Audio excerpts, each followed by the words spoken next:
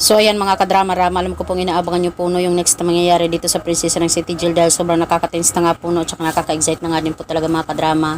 Yung pinapakita ni Director ngayong papalapit na nga po talaga yung pagtatapos nito, nasa revelation stage na nga po talaga tayo ng drama na to. At alam naman po natin mga kadrama na dito na nga po talaga lalabas itong si Leilani para sabihin na nga po talaga niya yung katotohanan dito kay Princess at saka kina Charlene at saka kina Raymond, pati na din yung lola ni Princess na si Sonia.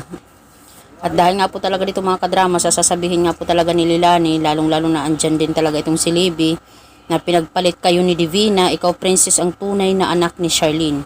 Kaya itong si Princess, talaga nung time na alala po ba natin mga kadrama, nung na alasing itong si Libby, talagang sinabi niya na siya daw yung anak ni Mami Divina niya, at saka ito naman si Princess ay anak ni Charlene, tapos binawi lang po talaga yun ni Divina.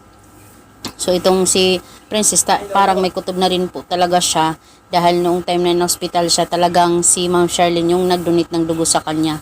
'Di ba? Magka-match po talaga sila. Kaya itong si Princess talagang na-connect niya yung lahat-lahat. Sabi niya din talaga sa sinabi ni Libby na so totoo nga ang sinabi mo Libby noon. Naku ay totoong anak ni Ma'am Charlene. Pinagpalit pala tayo, sabi ni Ma'am Leilani. Kaya sobra nga po talaga yung pagtataka ni Princess. Gulat na gulat po talaga siya sa revelasyon talaga na ipinahayag nga po talaga ni Leilani sa kanila. Diba? Dahil hindi naman po talaga niya yun inaasahan eh.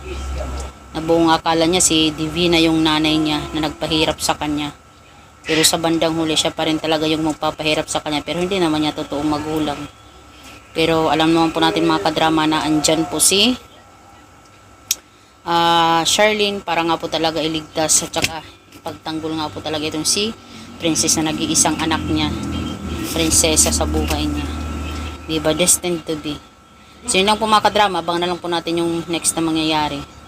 Thank you so much for watching. Don't forget to please like, share, subscribe my channel para sa susunod na video mga kadrama is ma-update ko po kayo. Thank you. Bye!